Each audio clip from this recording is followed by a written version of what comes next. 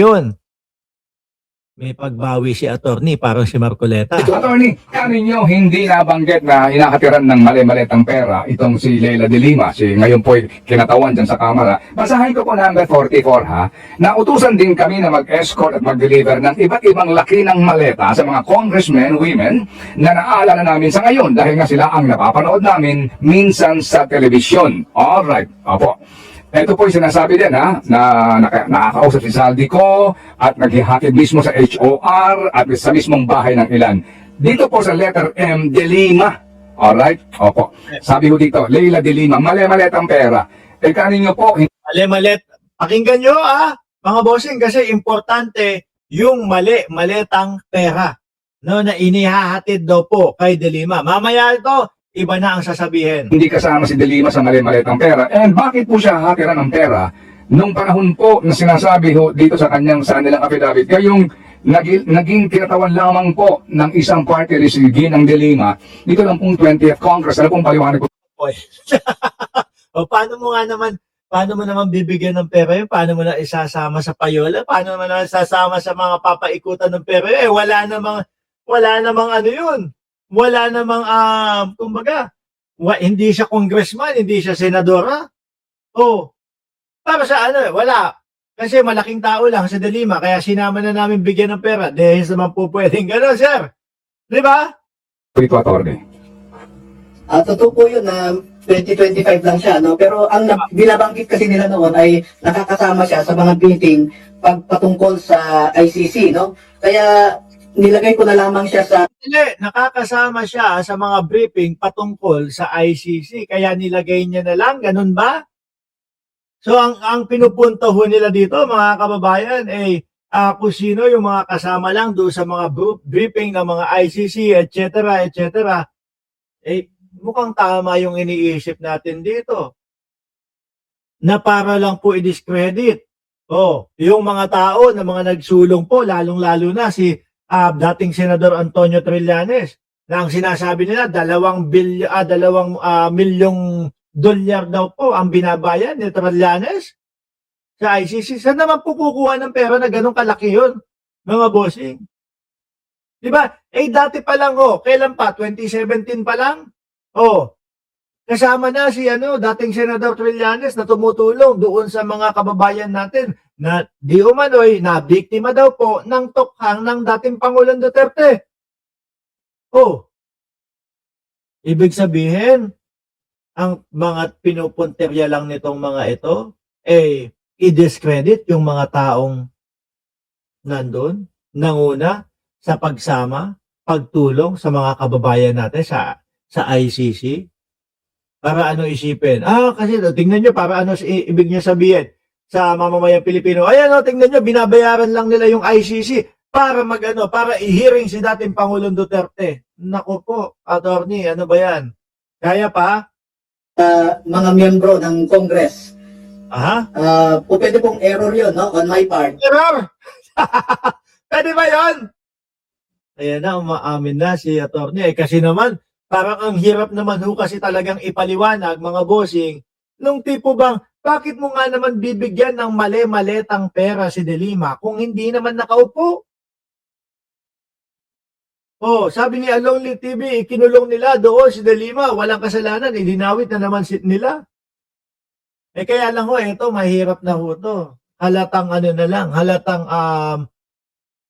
halatang kasinungalingan na lang po. Biruin mo, ano ang pwedeng maging dahilan para bigyan ng pera si Leila de Lima kung hindi naman nakaupo o kung wala namang kapangyarihan, mga kababayan? So, sa madaling seta, ang punterya, yung mga tumulong nga doon sa mga biktima para umabot sa ICC, i-discredit sila, no? Tuloy mo, attorney. Bakit po siya hatiran ng pera nung panahon po na sinasabi ho dito sa kanilang affidavit, kayong naging kinatawan lamang po ng isang party list si Ginang de Lima dito lang pong 20th Congress. Ano pong paliwanag po dito, attorney? Totoo po yun na 2025 lang siya, no? Pero ang binabanggit kasi nila noon ay nakakasama siya sa mga meeting patungkol sa ICC, no? Kaya nilagay ko na lamang siya. Kaya mo nilagay. Pala desisyon pala si attorney. Ano? Ako na magdesisyon dito. Ano? Sino? Si Delima. Kasama doon sa mga briefing ng ICC. Ako na magsulat dito. Delima, sama. Hahatiran ng mali-malitang pera. Biruin nyo, ang haba ho nun, ng pagkakamali nun. Oh, narinig kasama sa briefing, tapos kasama doon sa dinesisyonan niya na hinahatidan din ng mali-maleta. Baka si Junel lang nakatanggap. Baka si Junel lang nakatanggap na. Attorney ha, napaghahalataan ho kayo dito. Oh. Sa mga miyembro ng Congress. Pwede pong error yun, no? On my part. Error on his part daw ho, mga kababayan. Pero yun po ang sinasabi nila na si Congresswoman Laila de Lima ay pumupunta sa townhouse na yon at paglabas niya ay meron siyang bit-bit na paper bag na pera ang laman nun kasi Sandali. Putragis tayo. Lumalim tayo, boss! No? Nakasulat doon sa affidavit nyo, binasa nga ni Ted Pailon, number 44 yata, kung anong numero yon. Mali-malitang pera yung para kay De Lima. Sir, ba't naman naging paper bag na? Ulitin ko atras ko mga bossing. Baka nagkamali lang ho yung rinig ko. No? Mali-maleta yung narinig ko kanina na isinulat o nakasulat sa affidavit tapos ito paper bag na lang ho. pero yun po ang sinasabi nila na si Congresswoman Laila de Lima ay pumupunta sa townhouse na yon at paglabas niya ay meron siyang bit-bit na paper bag na pera ang laman nun kasi familiar sa amin yung paper bag dahil Paper bag na lang talaga. Una, naisulat lang si De Lima kasi nga kasama daw doon sa mga ICC briefing. Dinesisyonan ni attorney, isama na lang doon sa mga mali-maleta. Ngayon, paper bag naman, hindi na mali-maleta. Nahihilo ko dito sa iyo, boss kami ang bumibili ng mga paper bags na yan at kami rin ang nagdadala, no? So yun po. Pero I want to make it clear at this point na it could be an oversight for me na nasama siya doon sa listahan ng mga Congress members that created the impression na nabigyan din siya ng mali-maleta. paano yun, sir? Na oversight mo lang, paano kawawa kung matuluyan, di ba? Oh. Di ba? Excuse me mga kababayan. Eto pa, De Lima din mga bossing, no? Parang ang hirap paniwalaan niya, attorney. Ang daming ang daming mga ine-ebas mga kababayan. Eto, De Lima din Mag-escort at mag-deliver ng iba't ibang laki ng maleta sa mga congressmen, women na naaalala namin sa ngayon dahil nga sila ang napapanood namin minsan sa telebisyon. Alright.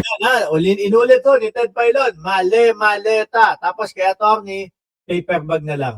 Opo. Ito po sinasabi din na nakakausap si Saldi ko at naghihatid mismo sa HOR at sa mismong bahay ng ilan. Dito po sa letter M, De Lima. Alright? Opo. Sabi ho dito, Leila De Lima, mali-malitang pera.